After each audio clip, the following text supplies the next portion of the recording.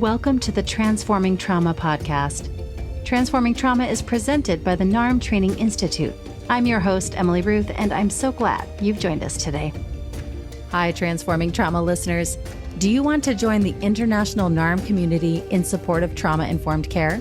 If so, please consider joining us for the online NARM Basics training to become a NARM-informed professional. This is the Level 1 training in the neuroaffective relational model for helping professionals work with complex trauma. This professional training is designed to support those of you working with clients or populations dealing with the effects of adverse childhood experiences and complex trauma. This training is for helping professionals in a variety of fields, such as mental health professionals, substance abuse counselors, educators, doctors, nurses, other healthcare providers, coaches, and more. In this online training, participants will learn more about the changing field of trauma, a deeper understanding of the impacts of ACEs and complex trauma, and how NARM, one of the first models specifically designed to address complex trauma, can support professionals in the growing trauma-informed field. The next online NARM Basics training is starting in September 2022 and will run 1 weekend a month through December 2022. 60 continuing education units will be available for most helping professionals. Register now to reserve your spot. We hope you will join us in learning how to transform trauma. For more information and to apply to the online NARM Basics training, please visit narmtraining.com/online basics. And now for our interview. Today I sat down with Kirsten Timmer and Jens Heidegger. Kirsten and Jens work through the Transparence platform. Transparence is for parents and professionals who care passionately about creating a culture of deep connection when working with and relating to children. The focus of their work is the preservation and respect of life processes. Transparence supports parents in their personal growth, encouraging them to contribute toward fundamental change in society. Their approach is attachment-based, trauma-informed, and built on self-awareness. Since 2014, they have offered talks, workshops, online courses, and a 1-year training program. Kirsten Timmer is one of the founders and CEO of Transparence. She is a psychologist, psychotherapist, parenting advisor, and NARM therapist. She is also the founder of the ARCO School, a place for natural, self-determined learning. Jens is a specialist in psychosomatics, psychotherapy, and a NARM therapist. He is currently a parent trainer and parent coach at Transparence. Please enjoy this conversation with Kirsten and Jens. Welcome to Transforming Trauma. I'm sitting here with Kirsten Timmer and Jens Heidegger. Am I saying that right? Yeah, perfect. It's so wonderful to have you both here with us. Yeah, thank you so much for having us. Yeah. And as you might know, we start these interviews much like we do a NARM session. And so I'll just begin by asking, what is it that you'd like our listeners to get out of our interview today? Thanks for this beautiful question. So what we would like people to get out of listening to us today is kind of a raised curiosity for and deeper interest in the parent-child relationship. So to quote Rebecca and Mauricio Wild, they once called the parent-child relationship most critical relationship. And speaking out from our own experience and also professionally, we definitely feel that it's true. And at the same time, this relationship between parents and children is so much close to heart, and it's such a beautiful relationship. So we hope that it will become even more clearer to the listeners how the root of most developmental trauma lies in this early parent-child relationship, but also when children get older. And at the same time, that there is a huge invitation for all of us to grow together. I appreciate that invitation to grow together. What can I add to this? Yeah. Yes, it's very beautifully said. Yeah. And yeah, it's just so much joy that can be in parent-child relationship. So much possibility for connection and healing. And putting curiosity around it can support that. And that's our mission. Mm. And that's what we want listeners to get a glimpse of. Well, I wondered if you could give us a bit of an intro to who you are and maybe tell us a little bit more about who you're working with. Yes. So Jens, you want to start? Mm-hmm. Well, who we are, me personally, I'm, for one thing, and most importantly, a father to a just wonderful 8-year-old. And secondly, I'm a psychotherapist and have been working for a couple of years, mostly with adults, and of late mainly with parents. Yeah, and on top of that, I've been engaging in our little organization that is focusing all around parenting and supporting parents to connect even deeper to themselves and then to their children. Yes. So I studied psychology, and I'm educated and trained as a therapist after the School of Rogers. But then I developed NARM as Jens too. And I'm also the founder with Teresa together of Transparence, of this organization and this movement to support parents. And years ago, when my son was little, I was the founder of a school of self-directed learning, which we now will rebuild and maybe bring more life in for the future. But it was a kind of a networking for parents who did unschool their children. And now I'm the mother of a grown-up son, and it's very delightful to see him grow and unfold. Yes. Mm. I love that you both highlighted that your parents first, that's where the work begins, right? Yeah. Yeah. So I wondered if you could share more about how your work connects with the field of complex trauma and how you see that. Mm. What we teach parents is what children need and how they grow. And many of the things that we teach them are well apt to support their intuitive parenting skills. But many a times, parents know much before they even come to us what they need, these children, the empathy and the directions and the boundaries and all these things. Yet parents come to this place where they notice that even though they know what their parenting should be like, they find themselves bumping against internal obstacles, how they can't do it, although they want it, and how they've lost their temper another time, and all these things. And that's where the trauma work gets in. And that's where the NARM has been a very, very helpful and wonderful model to support people. Because the NARM is all about understanding and developing curiosity for the internal obstacles that keep us from leading the life that we actually want for us. And that is very helpful to support a shift in the parents from shaming themselves, which is very common, toward starting to develop curiosity for themselves. And then in the course of it, develop more freedom, more possibilities, more agency, those sorts of things that are then helpful for the kids. Yeah. So what is very specific of being a parent is to see that we bring, as Jens was naming it, we bring our own baggage with ourselves, and also like the legacy of the generations behind of us. And then the new generation is in front of us, and we often want to do things different. We want to do it better. We want to bring in maybe kind of more consciousness into our parenting. And at the same time, it's so hard because like the old identifications, like we call it in NARM, or the intelligent adaptations out of our childhood are really, really getting in the way of the connection to the child. So we feel like complex trauma is so helpful for people to understand in the way how NARM is teaching it. And since we bring NARM into our training, we see that it's supporting our work so much.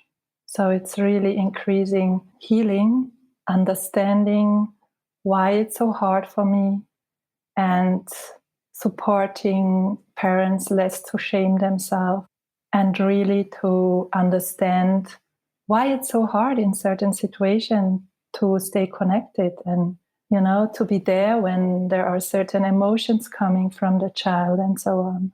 Yeah. You mentioned some trainings that you do. Is this is part of the work that you're doing with parents? Exactly, yeah. So Okay. Teresa and me, we started in 2015 with trainings in person in Berlin, like for 1 year, 5 weekends. And then every year we developed the training more and more and further. And after some years, we brought in really the NARM work. And then we started to do it also online. So now we have products or trainings or courses online, and like a huge training, which is about 8 months. And it's online and with live session and prepared video sessions. So people can really study. And we also show with the puppet. We have like puppets who are playing the children. And it's very funny because Jens is the voice of the puppets and also the player. And those puppets, they have a certain age. And then we show like how it's going sometimes when it's really not going well, and that we can see how, oh, yes, I know that. And we try to support, to see how we can maybe relate differently and understand better the behavior of the child. Yeah.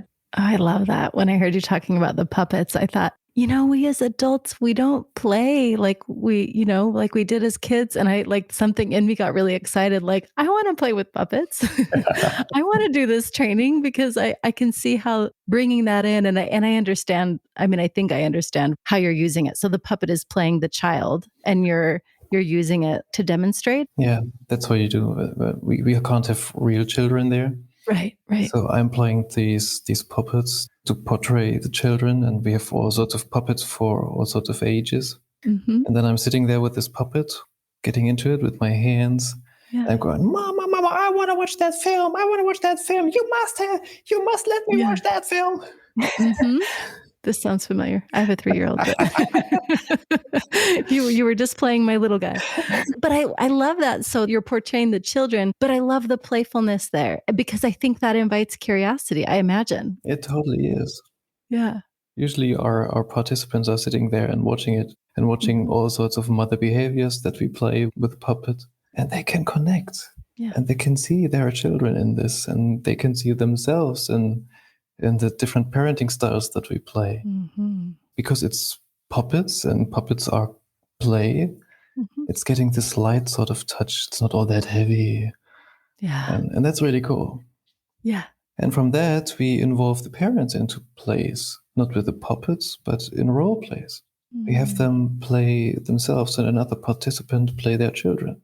And then we have them swap roles so they can step into the shoes of their own children and feel how it feels from the inside, what the needs may be, what the deeper reasons may be, and what the parenting style feels like. And then they come into all sorts of aha moments and hopefully curiosity, not shaming. We do our best to support the first one. Yeah. Oh, I love this so much. It's making me think a little bit. I've read some of the work of Heidegger. He wrote a book called Between Parent and Child. And what I'm hearing is that you're embodying this. I mean, literally with the puppet, you're showing how this can be worked with. And then I love this piece of the parents getting into the shoes of the children and experiencing that from the inside. What is it like? Being curious. What is it like for my child? What is their experience? And how powerful that is. Yeah. We started to do it like in a role play, for example, between Teresa and me. But you can't not really do that when you do a video production. It looks a little bit strange when a grown-up person is playing a child. But still, in our live sessions, this is very playful often. So somebody is asking a question, we go deeper into the Q&A. Sometimes we do a kind of a coaching piece, also where we used a lot of the modality of NARM. But then we also sometimes just take this moment and play it together. And then we don't use the puppets. So sometimes Teresa is the child and I'm the mother. And then we play it. And a lot in this place and also with the puppets is like you see it, you feel it, and you get a kind of a transmission, how it feels like more aligned with deeper principles, deeper principles of connectedness, of relatedness. And it's in ourselves, we can have kind of a resonance when we see that and feel that. And you understand so much more than just reading. So I love that too of our work. It's a core principle, yeah. And even in that, it's so aligned with the NARM and the trauma work, because it's all totally rooted in deep curiosity and deep unconditional appreciation for whatever is. And yet, with a clear orientation toward a goal, which is deeper connection. Deeper connection. Gosh, something's happening inside for me right now. I'm getting really excited about the work you're doing, that this is out in the world, that you're threading in, you're weaving in this NARM work as you work with parents. And I'm also getting this sense, as I'm imagining myself, if I were to be in your training, that along with the playfulness, that there's a little bit of vulnerability there. If I'm to step into the shoes of my child in front of, others, that I'm going to be discovering something about myself, about my child being held in this container. I'm feeling into that a little bit and feeling a little bit of emotion coming up. It's really beautiful. Yeah, totally. And that's also why we feel it's good to have a community together where we give ourselves the permission to learn and to be curious and to show us in our vulnerable places, because children are like an external, when you have a feeling of something is not right with me in my life, as we all know how NARM is exploring this and supporting this to understand why we have identifications like that something is maybe wrong with us, or we are like, our needs are very strange, or things like that. And then with the children, often it feels like we cannot control them on one level. And then when their behavior is also triggering our shame and our places where we feel like nobody that is allowed to see that. And the children are triggering this, and we want to stop that. We don't want to see this behavior. We feel very vulnerable because we cannot control them, or we try to control, but it's not what we want really. And so I feel the parent-child relationship is a very vulnerable part in our life, and to have a community where we support each other, where we can learn, where we can see the behavior, when we can see that other parents have the same questions, it's very helpful. For many parents, it's the first time that they allow themselves in public to talk about certain experiences around their parenting. Mm-hmm. That's not the usual playground sort of talk, when it really comes to the inner obstacles that are popping up when having these challenging moments that every parent has. Right. And it's very beautiful to be with these people and just to experience, to feel how they grow into this trust in the groups, how that develops over time, and how they really connect. It's cool.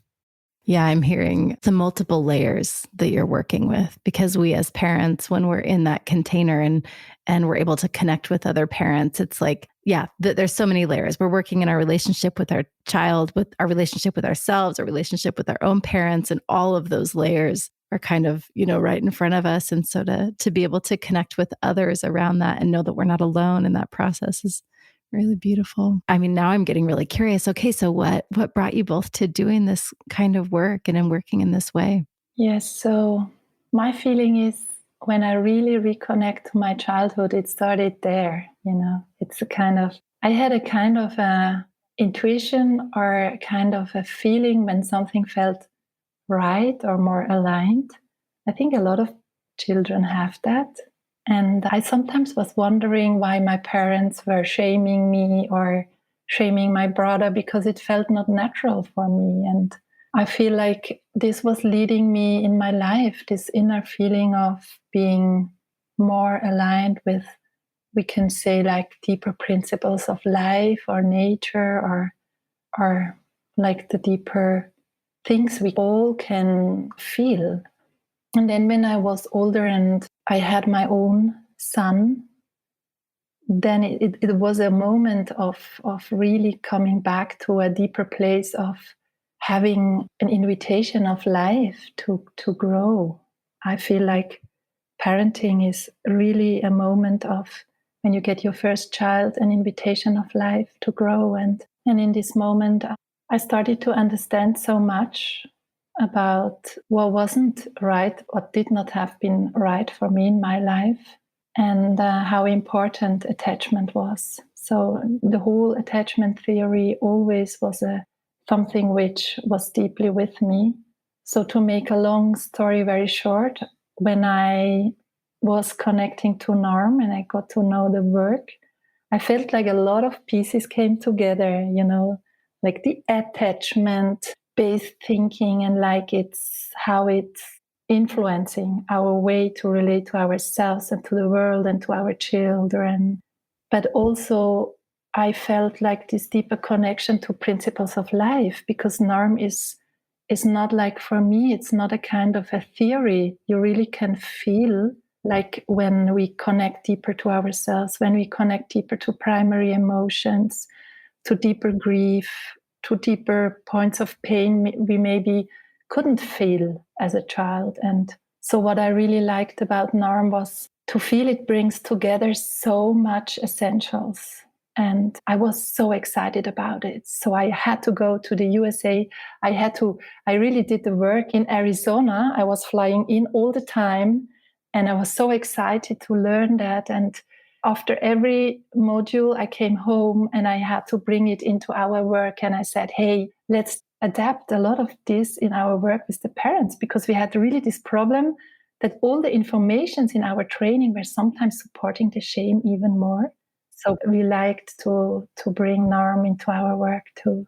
NARM is for me very deeply something which is rooted in deeper principles of life too. Yeah. Kirsten, you were coming to my backyard. I'm here in Arizona. I love that you trained here. Wow, that's amazing. Yeah, yeah. And Jens, how did you get into the field? How did you get into this work? On my way to NARM is maybe a bit similar.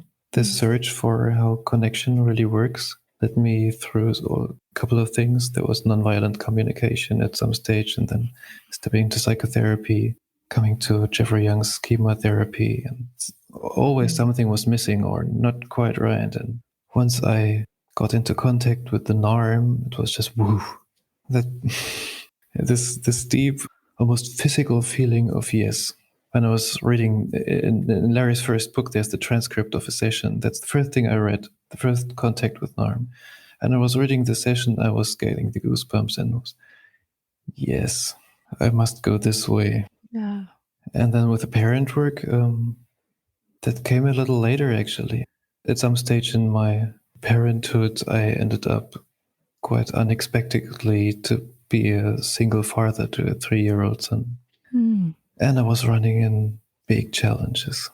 I was having to manage myself and my situation and my challengedness and my loss of personal freedom and my doubts and questions around, am I a good father? Am I a good enough father?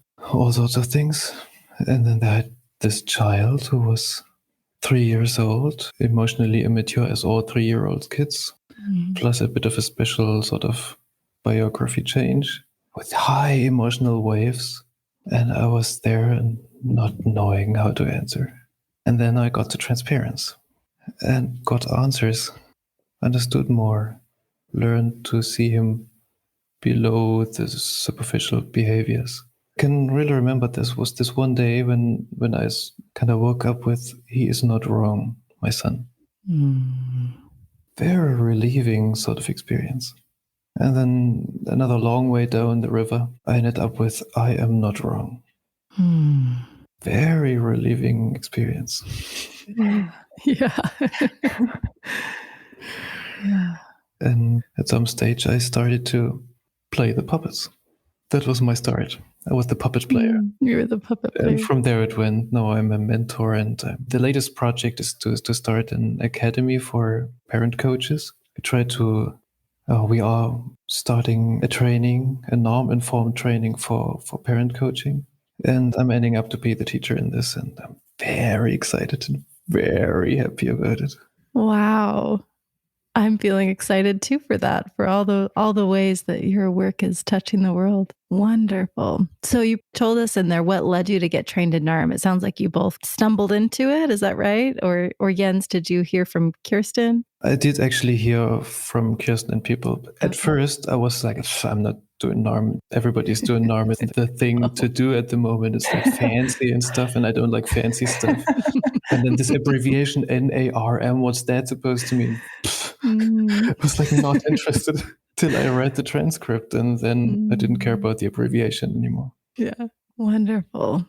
I wondered if both of you or one of you could share any stories of where maybe there's struggle or inspiration, anything that you think would be beneficial for our listeners to hear in the work that you do. I think it's very interesting. Actually, we are working with parents, but on one level, also the children are kind of our clients, you know?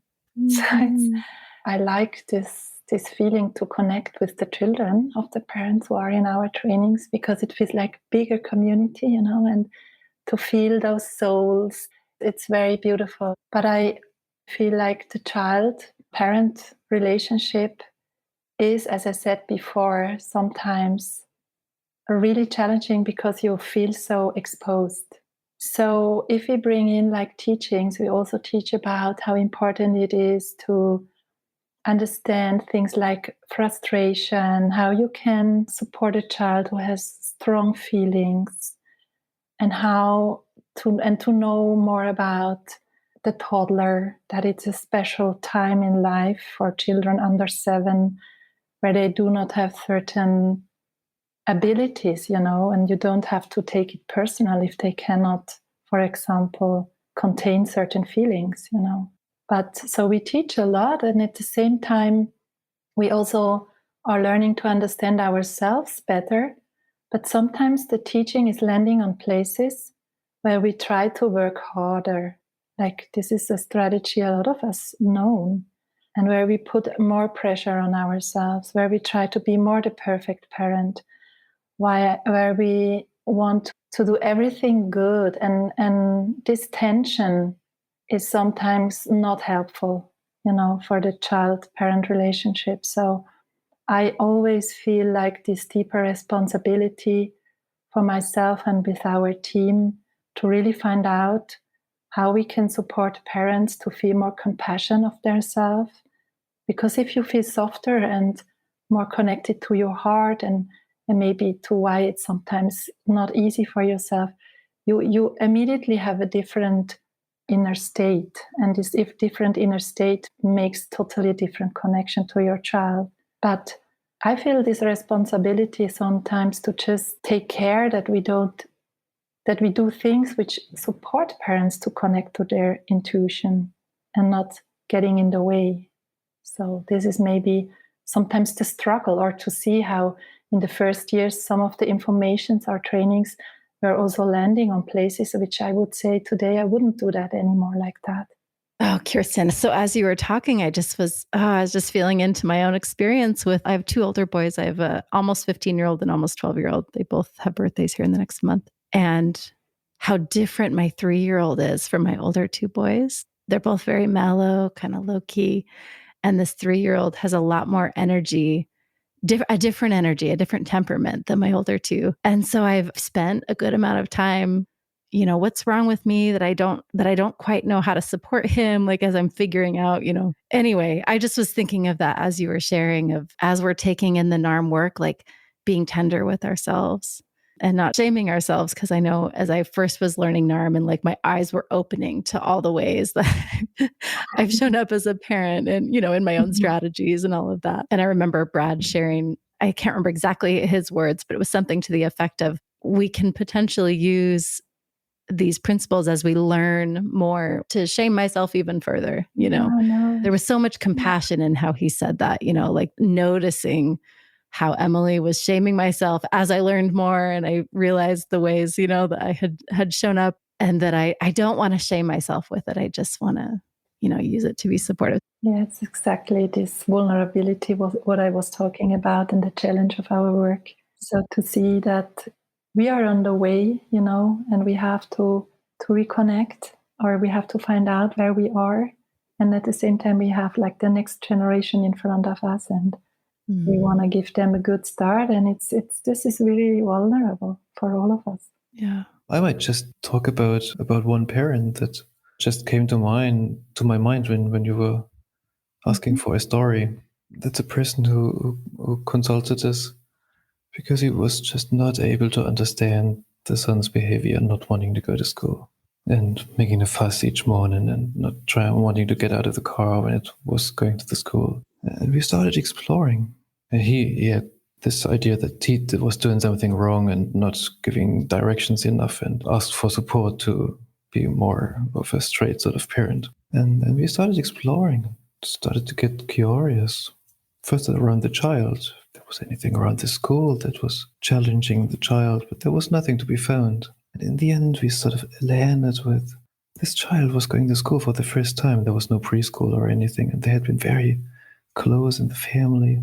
And his father was very, very close to this boy because there was a younger sibling, and the mother was much with the younger one, and this older son and the father, they were very connected. And we ended up with, this father's being sad to see this child growing and leaving the house and being away so much. He couldn't feel it in this sadness of his. He wasn't allowing it to be there, but the child obviously noticed. And when the father reconnected to this emotion of his, the sadness of having to let go, which is a parent experience, we are there to make ourselves superfluous in a way. Yeah. Yeah.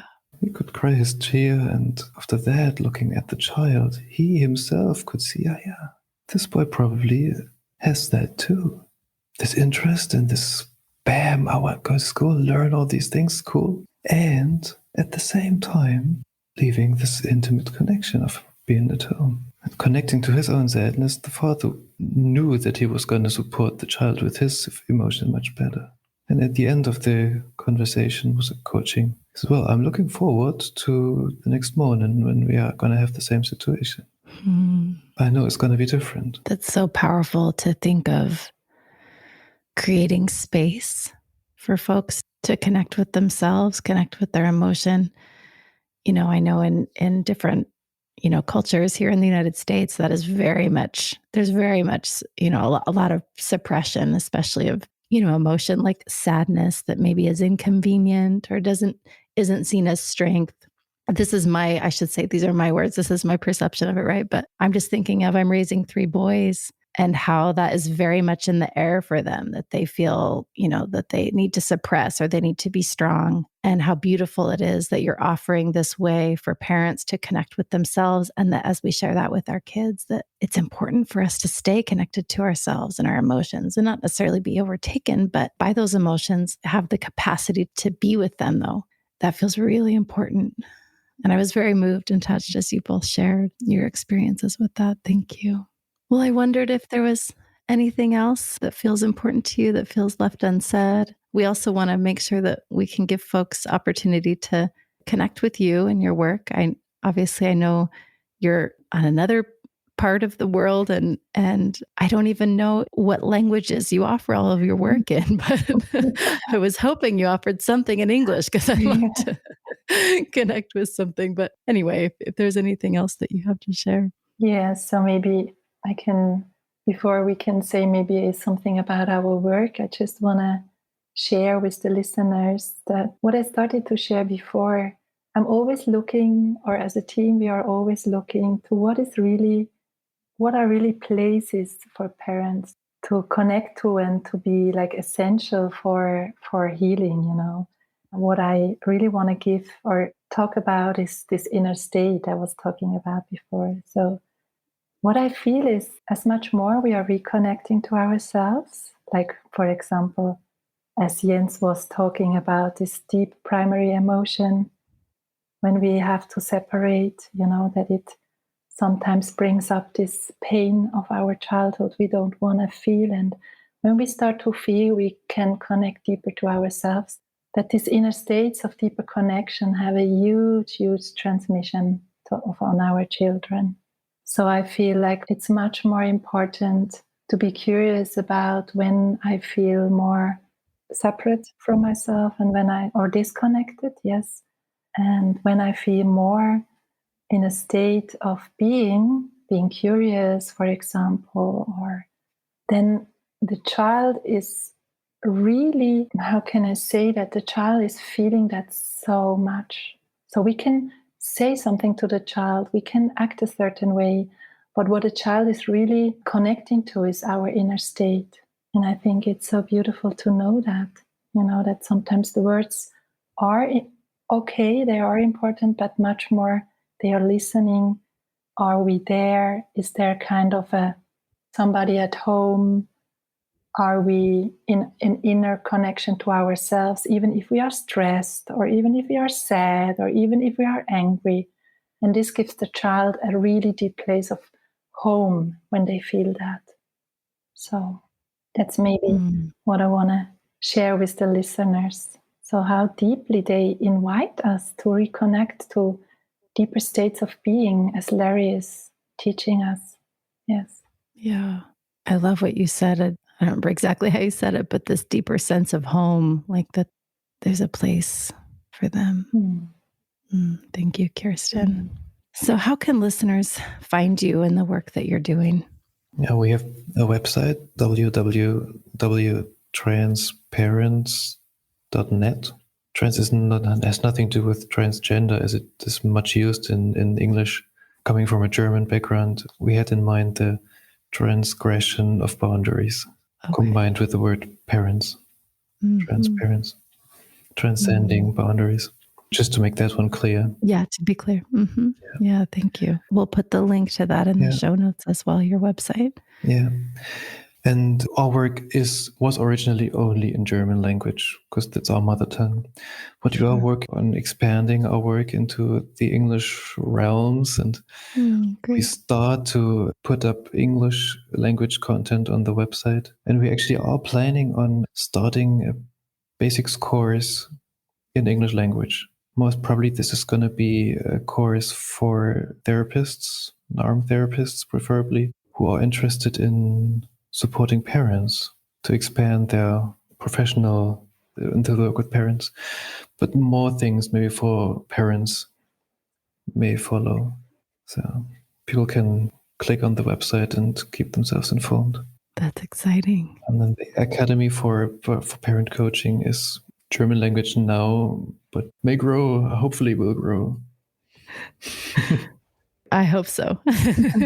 Sounds wonderful. Well, thank you both so much for taking this time and for bringing your hearts and sharing your work with the world and with the NARM community. I'm excited to follow your work and to see how else you contribute. Thank you so much. Thank you so much, Emily, for having us. Yes. Yeah. Thanks for having us here and all your heart and your feeling with the parents that we were talking about. Thank you. Thanks so much for joining us for today's episode. To find more about our guest and their work, check the show notes or visit us at narmtraining.com/transformingtrauma. Hey, Transforming Trauma listeners. Please join us starting in September for our online NARM basics training to learn how to transform trauma. This training is available for helping professionals working with clients or populations dealing with complex trauma. Now more than ever before, it is essential that we learn how to resolve complex trauma and support post-traumatic growth. If you are looking for more advanced training in understanding the impacts of attachment, relational, developmental, and intergenerational trauma, and are working in healthcare, education, substance abuse recovery, or allied fields, join us for this Level 1 NARM training to become a NARM-informed professional. For more information and to apply, please visit narmtraining.com/online basics. Thanks to Andrea Klunder and the Creative Imposter Studios for producing and editing, to Tori Essex for our album art, and to Brad Kammer for the creation of this podcast. We look forward to building community, connection with you, and changing the world by transforming trauma.